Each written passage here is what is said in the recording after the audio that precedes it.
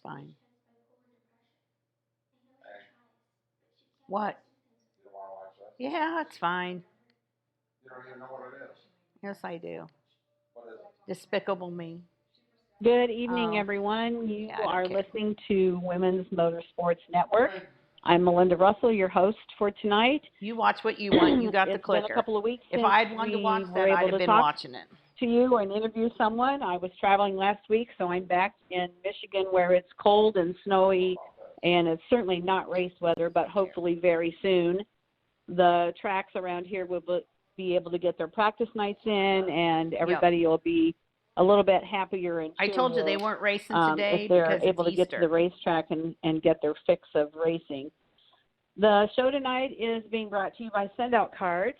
Send Out Cards is a platform for staying in touch and building relationships. I was just in Salt Lake City a little over a week ago for their international convention, and they've launched some amazing new products and some new plans for you and your race team to stay in touch with your fans. If you're a No. racetrack owner, it's a great way to Yep. congratulate those winners at the racetrack. It helps to build relationships, and it's a great system. So if you're interested in knowing more about using Send Out Cards for either your race team, your racetrack, or your business, I'm the one to get a hold of, Melinda Russell. You can find me on Facebook. So tonight we have a special guest. It's Heather Boyce. Heather is a promoter, and I believe she's on the line with us. Heather, are you there? Hello? Well, hold on just a second. I thought they said she was on the line. Are you there, Heather?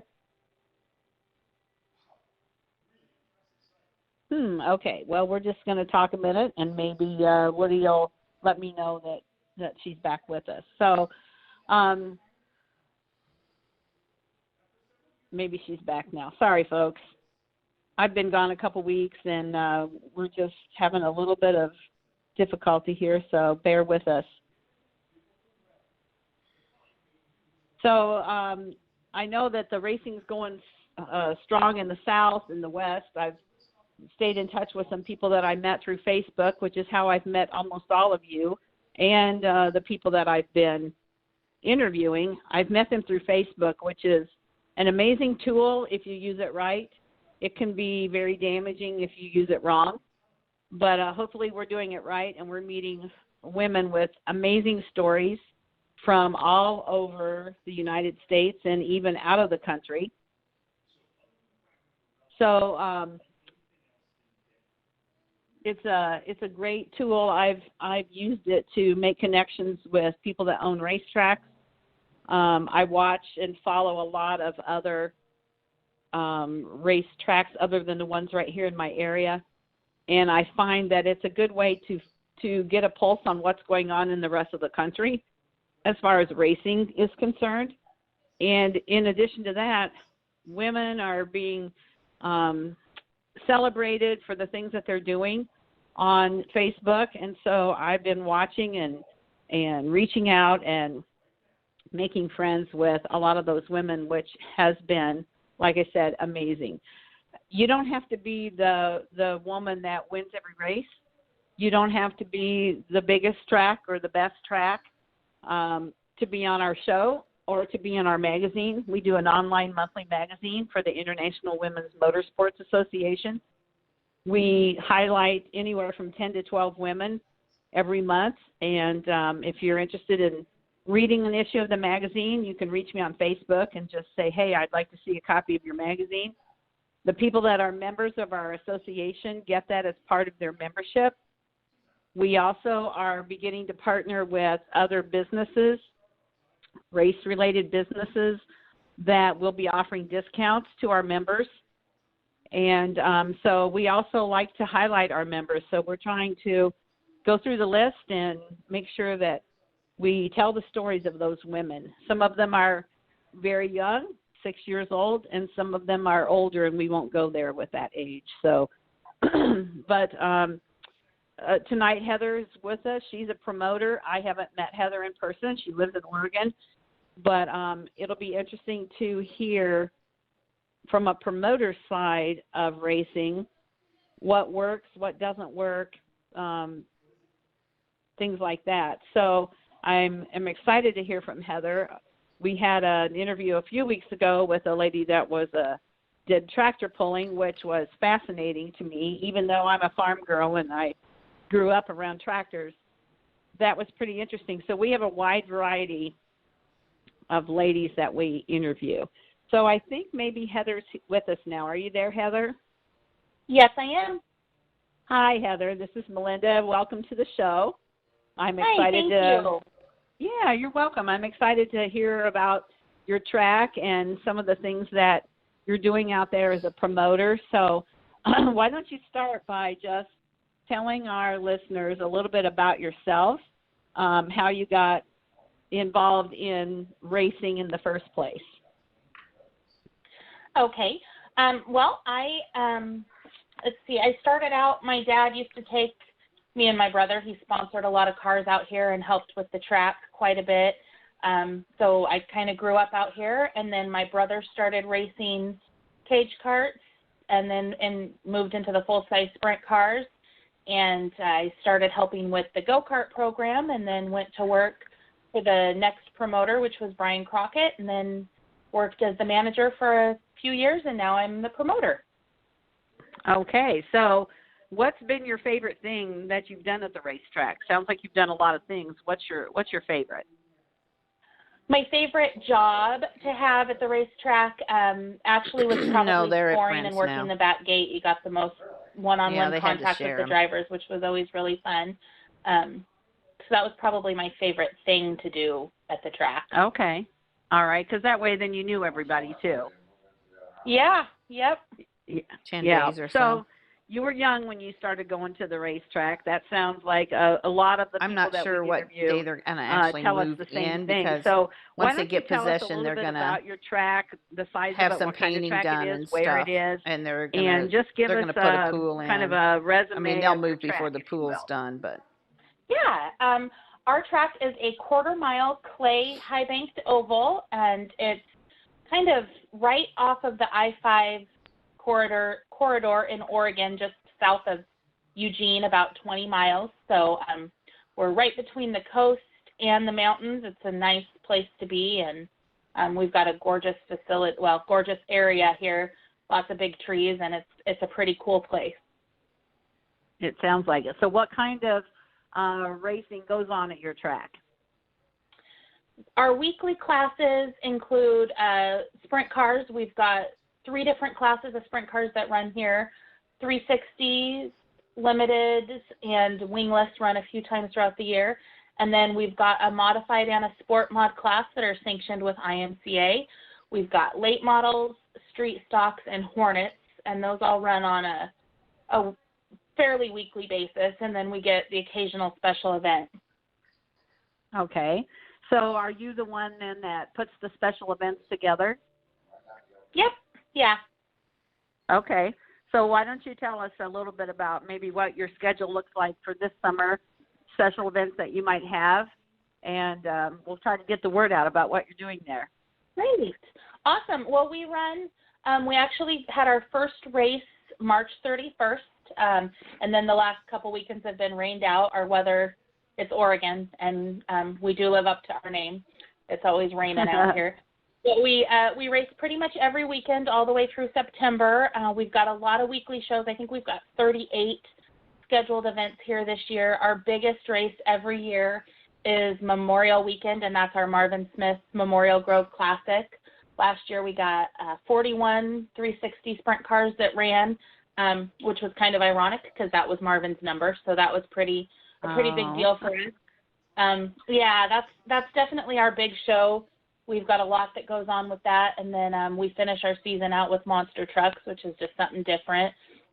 We also have some different speed weeks that come through town. We run a speed week for the IMCA modifieds as well as the 360 sprint cars, and this year will be the first year we'll be doing one with the limited sprint. Okay.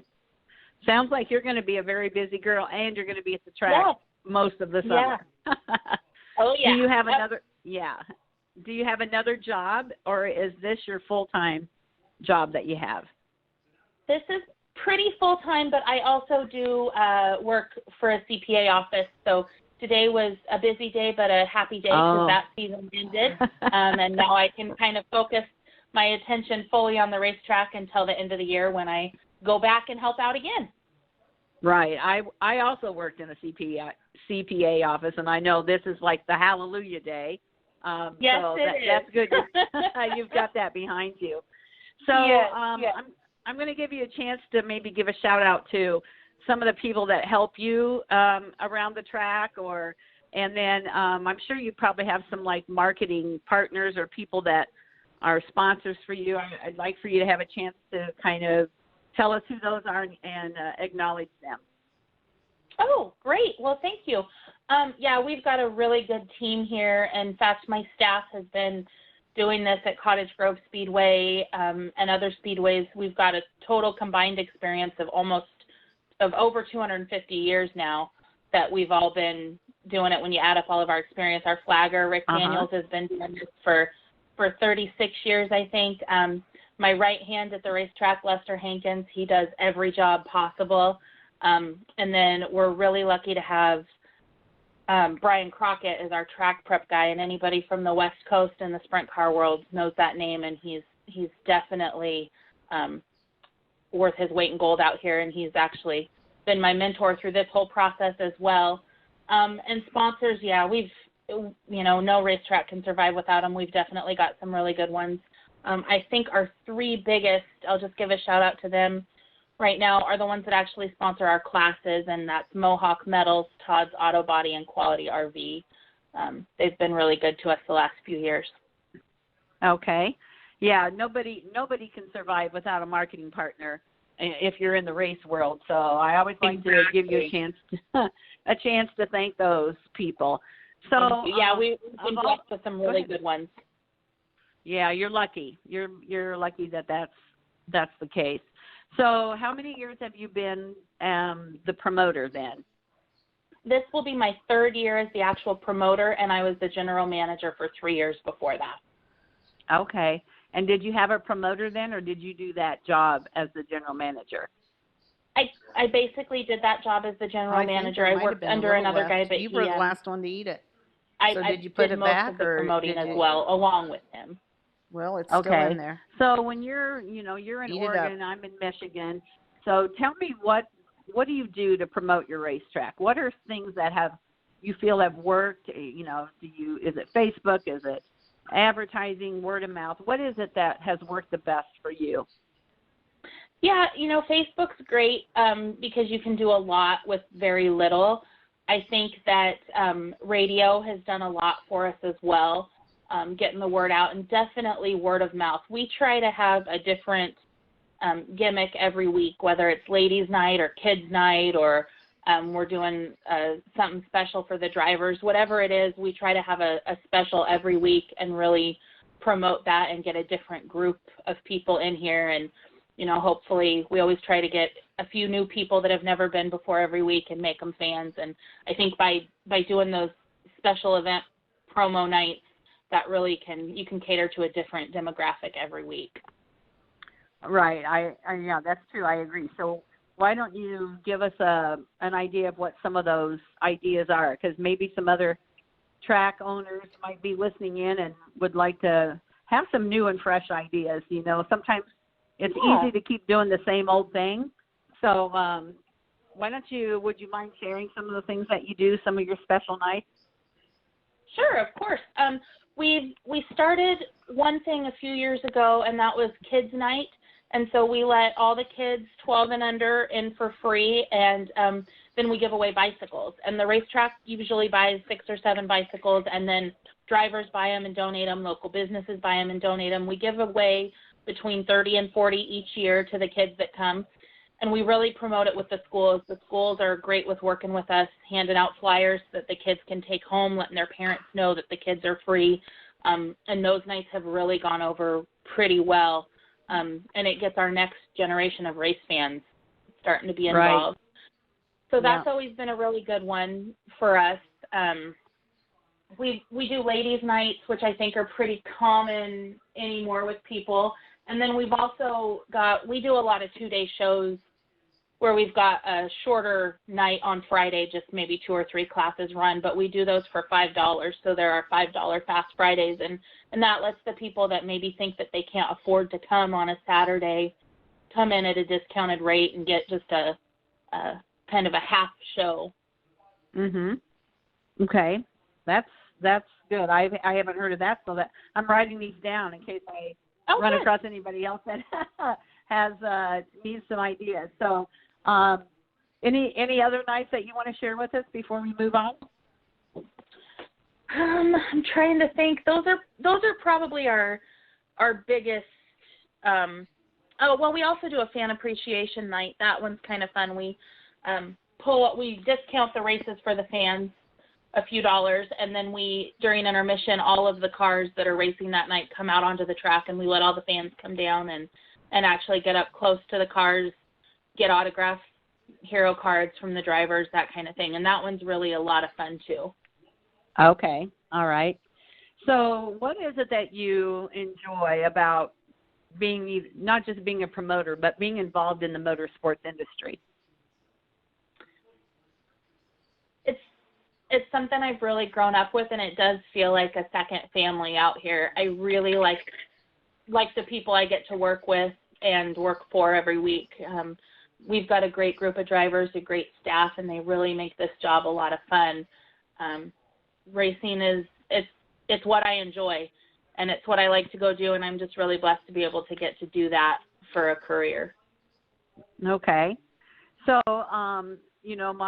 my focus is on women in motorsports. So, do you get any feedback, or does anybody say, what does a woman know about promoting a racetrack, or not? Do you get lots of support? How does that work? I've been pretty lucky. I've always gotten a lot of support by the other promoters in this area. I've never felt like I was an outsider because I'm a woman or any of that. They've all been, from the time I started, really helpful. I've got pretty much any promoter in the area I feel like I could call and ask something, and they'd help me out, and vice versa. And like I was talking about Brian Crockett earlier, he definitely helped me get into this, and he is so respected in the racing community that's probably helped them too. But I've never felt like anybody thinks I shouldn't be here. Okay, good. That's good to hear, because sometimes I don't hear that, but usually it's from drivers that get a little bit more feedback. So do you have very many women that race at your track? We do actually have quite a few, and we're getting to have more and more every year. In fact, last year, one of our go-kart classes had more girls in it than boys, which is a first. But we've got women in most every class. We've got some Hornets that are driven by women, modifieds driven by women, sprint cars in both the 360 and limited class driven by women. So we've got, on any given night, we've got half a dozen girls out in the pit. Okay. So that's I like hearing that. I like being able to support the women and knowing that the numbers are growing. Everyone that I talk to, the women, not only just the fans, but the amount of women that are racing is growing every year. Everybody that I talk to that owns a track or promotes, that's what they're telling me. So that's pretty fun to see that. And they're starting young. They're starting as early as the age allows. So, we've got some 5-year-old girls. Oh, wow. Yeah, those are the fun ones to watch, I think. Yeah, oh, exactly. Absolutely. So tell me what does your year look like? You work for a tax office, so obviously in the winter you don't do too much, but what is your, when do you start getting ready for the season, and how far ahead do you work on those promotions? Well, our season really ends in September, and we get going for the next year in October. We don't take a whole lot of time off. We've got an old facility, so pretty much as soon as our season is over, we're using whatever good weather we have to make some upgrades and repairs and that kind of thing. And then in the Northwest, we're pretty lucky to have a promoter association up here that's primary focus is Northwest Racetracks, and so they hold some seminars in November, and that's when we really start getting our schedules finalized and lined out and the promotions all going. So there's really no downtime. As soon as we're done racing, we're all gearing up for the next season to try to make things even better. Right. Okay. I figured that. Usually there's no rest for anyone in the motorsports business. That's right. So, there's no such thing as an off season. No. So on a good night, about how many people would you average, let's say, at your racetrack? Do you have any idea? Yeah, we average right around 1,000, and some of our best nights have been about 2,600 to 2,700 people. So that's a pretty good night for us. Yeah, pretty good crowd. So what would be your goals as the promoter? If you had some goals that you were going to try to attain for this year for your track, what might some of those be? Well, we do have a few of them here. One of them for that big race that I was talking about, the Marvin Smith Memorial. Last year we had 41 cars. Our goal this year is to hit that 50-car mark, which is kind of a lofty goal, but we think that we can do it. And then we hope every year to grow our fan base by 10%, so to have 10% better attendance than the year before. And we've only gotten one race in so far this year, but it was pretty well attended, so we're hopeful that we can do that, and just always to get new faces in the crowd that become new faces out in the pits driving these cars, and to see more and more of our kids move up from the karts into the big cars, and just keep that tradition going. So what is it that you actually do to try to get more people in the seats? I know you said radio and Facebook, but do you have any other golden tricks that you could share of how you get people there that maybe haven't been there or haven't come for a long time? Yeah, we do. We do a lot of ticket giveaways, and not just on Facebook.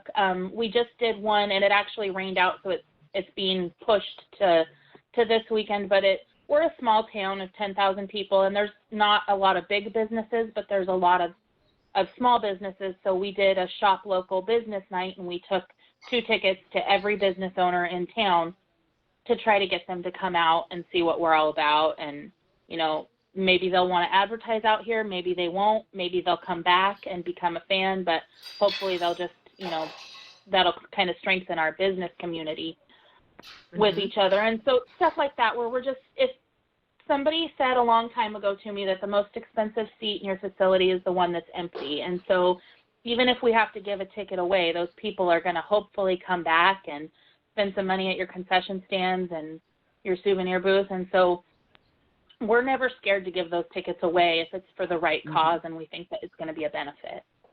Yeah, good plan. I like that because it makes it more fun too.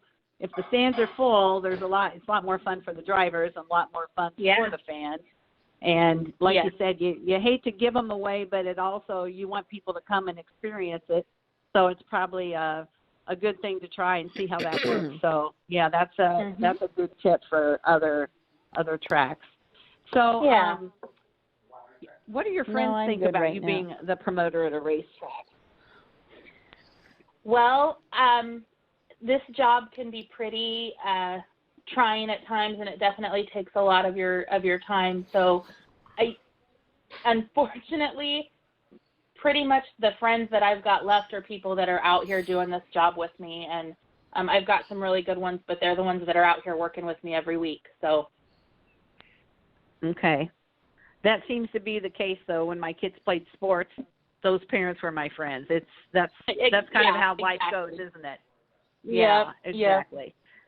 So have you ever driven a race car? I have not. Nope. Okay. Do you have any desire to do that or leave that to somebody else? I used to. When I was younger growing up, I thought it would be pretty fun. My brother raced, but I was doing other things and just never really did that. And anymore, I think I'll just leave it to the guys and girls that know what they're doing out there, and I'll just put the show on. There you go. Somebody has to be behind the scenes doing all that work so that they can race, right? So that's you. Yep. And I'm happy to be there. So yeah, good. So on Facebook, what kind of things do you use or promote on Facebook, and how often is it? You know, during race season, it's, I'm sure, more often than in the off season, but kind of tell me what your marketing plan is there. Yeah, we try to early on every week put out the press release for that following week, along with usually some ticket giveaways if people like and share it. And then we do a lot of stuff. I've got a pretty good announcing race night PR team that does a lot of stuff for us on the actual race night, posting little snippets of videos and driver interviews and results and that kind of thing. Stuff with the cars on the track that get people excited to come out. Okay. And then just kind of letting people know what's going on that following week and what promotion is, and then gearing, when we do Facebook advertising, gearing it to the right demographic that we're trying to appeal to that week, whether it's ladies' night or kids' night or a $5 night. Right. Okay. All right. So I'm scrolling through the questions that I sent you, because yes, most of them are for drivers, but yes. I'm trying to change them over for you as a promoter. So what are things that you like to do outside of racing? Do you have any time to do that? Or if I said you're going to have a whole week to yourself, what would be something you'd want to do? I would go find a race somewhere else to watch. Me too. In fact, we rained out the last couple weeks, and so that's what I did. You know, me and somebody else from one of the girls that works here with me, we went up to Yakima, Washington, and watched the sprint cars up there, Steve Beitler series. And then last weekend, everything was rained out in the state of Oregon except for the track over at Coos Bay. So a few of us piled in the car and went over to watch there. Yeah. There's the announcer actually at the Kalamazoo Speedway, Jason Seltzer. I think he goes to more races than anybody I know. And if one track rains out and it's not the night he's announcing, he's always headed somewhere to go to watch a race. And I always admire him, because if I was younger, I'd probably be doing the same thing, because I love all of it. And there's nothing better for entertainment as far as I'm concerned.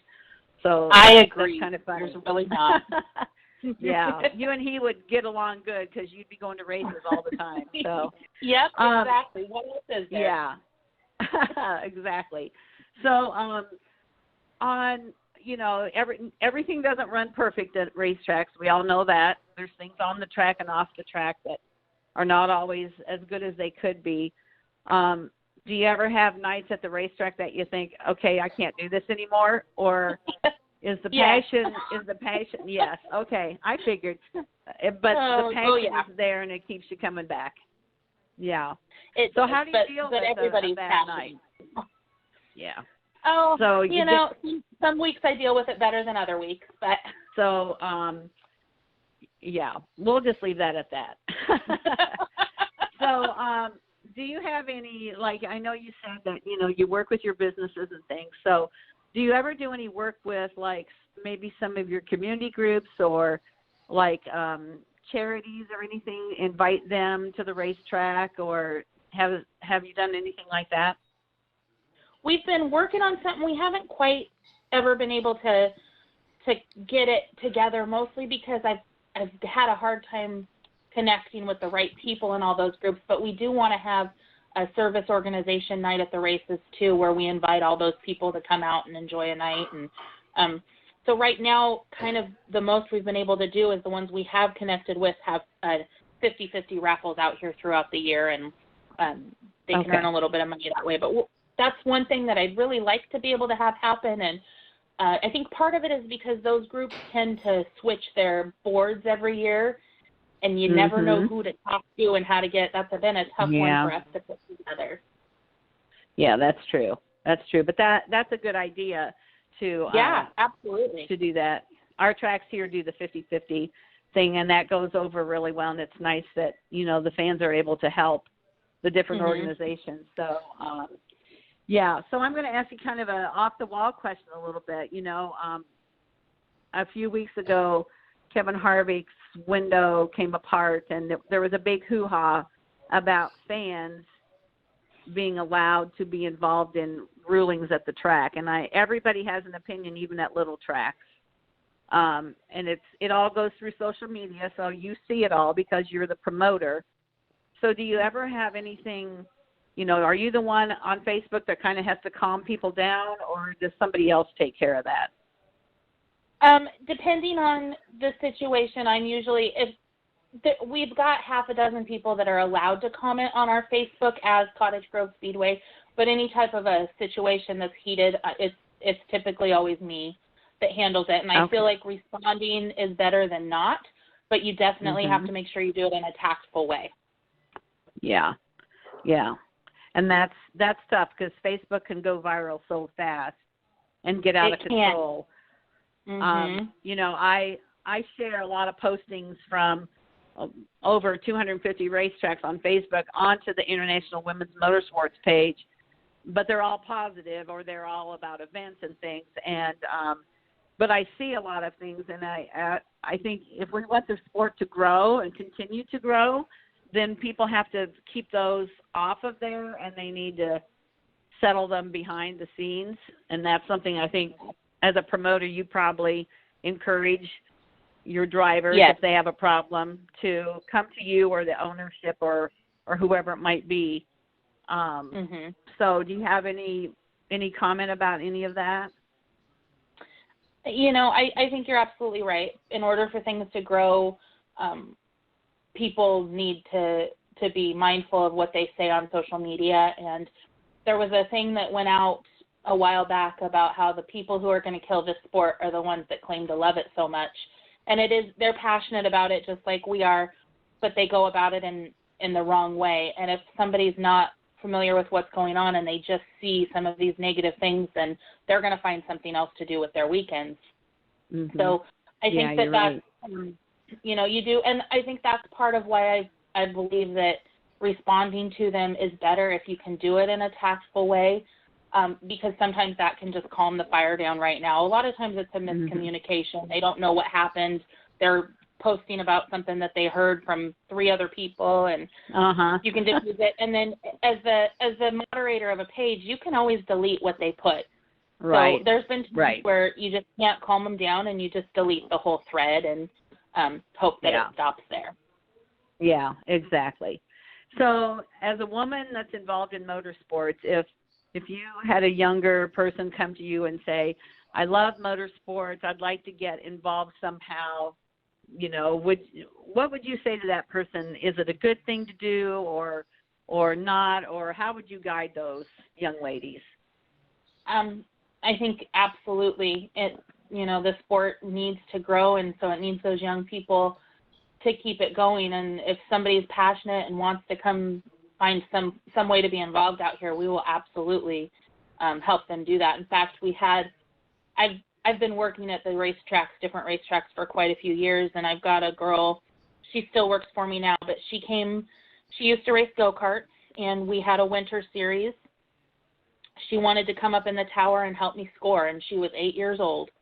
And so she sat up there with me every single night. She'd race her go-kart during the day and then come sit up with me at night in the freezing cold, because it gets cold up here in the winter, and worked with me all through there. And she has been my head scorer now for the last 3 or 4 years out here, and she's the just one of the best things we've got out here. She is a great kid. She's going to school, got a great head on her shoulders, and she's passionate about this sport, and has done it all. She's ran the go-karts, and now she's somebody I can't run this place without. So definitely bringing them up through the ranks and showing them how to do it and getting them involved and keeping them passionate about it is huge. Oh, that's a great story. I love hearing that. So she started at 8 years old, and how old is she now? She'll be 20 in October. Okay. So that's an amazing story. Too often I think the adults are like, no, you're in the way, you're bothering. But to be able to put her under your wing and let her watch and learn is the best way for kids to learn. And they see the good and the bad, and then they know, because sometimes they have that pie in the sky thought about what it's like to drive a race car. and she sees that it's not always easy, and sometimes it is stressful, and she's still there. So that's a pretty cool story. Yeah. Yes. So, Heather, I've asked you a lot of questions. Is there anything that you'd like to share about your track, what you've got coming up, one of your events? And then, so that's the first thing. Do that, and then also let us know where we can find you, find the track both on Facebook and where they can find, like, the schedule and that kind of thing. Okay. Well, I think we've talked about a lot of our stuff. I mean, like I said, I could go on and on for hours about all the different events and everything. Definitely our biggest one is that Marvin Smith Memorial, and I would encourage anybody that's in the area to come out, because we really do make that an event. It's not just a race. It's a huge event. And then our Facebook is just Cottage Grove Speedway.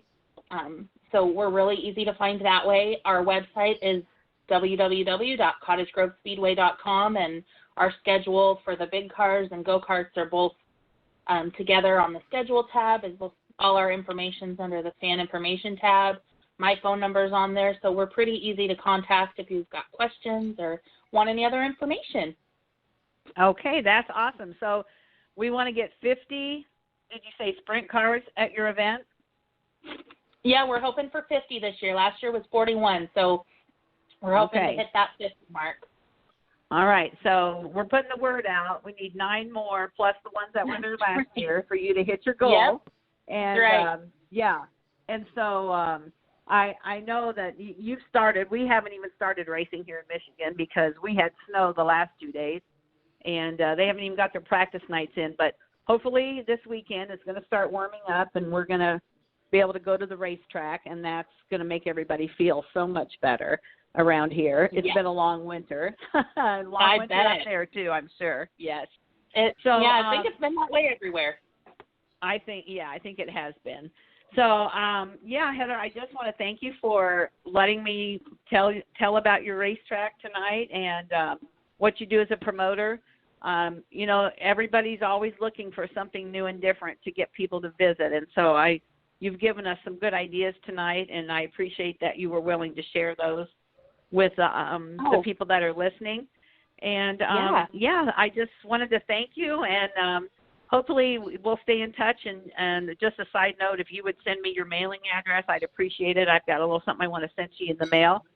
And any last thoughts from you? Everybody go out and find a racetrack and support your local racetracks this weekend and every weekend all summer. Okay, that's good advice. All right, Heather. All right, well, thank you so much. All right. That was Heather from the Cottage Grove Speedway. Heather is the promoter there. She's been a promoter for 3 years, but she also did a lot of other jobs at the track, so she's very well versed in what it takes to keep the track open and running, and mostly what it takes is people in the stands. There's usually plenty of drivers, but the fans in the stands are what keep a racetrack open. So if you're a fan of racing, you must be, or you wouldn't be listening into this radio show. Make it your goal every time you go to a racetrack, you take at least one person with you who hasn't been to the races in a long time, or maybe ever. Just one person. It's not that many people. I'm sure you know enough people to ask. So I'm going to challenge everybody out there to, every week, one new person at your local track. Let's fill the stands. That's what makes it fun for the fans and makes it even more fun for the drivers. So we're going to hang up here shortly. I appreciate you listening in. Again, we were sponsored tonight by Send Out Cards. Send Out Cards is a relationship building system through greeting cards and gifts. And it may not sound like a manly thing to do, but I can guarantee you that 3 racetracks in my area use Send Out Cards to build relationships with their drivers. And it has worked very well. And a lot of race teams use it to thank their fans, thank their crew, that kind of thing. So if you're interested in being a part of that and making sure that the people around you know that you appreciate them, just get a hold of me on Facebook, Melinda Russell, and I will be happy to share that with you. So for the Women's Motorsports Network, that's our show for tonight. Thank you for listening, and we'll see you next week.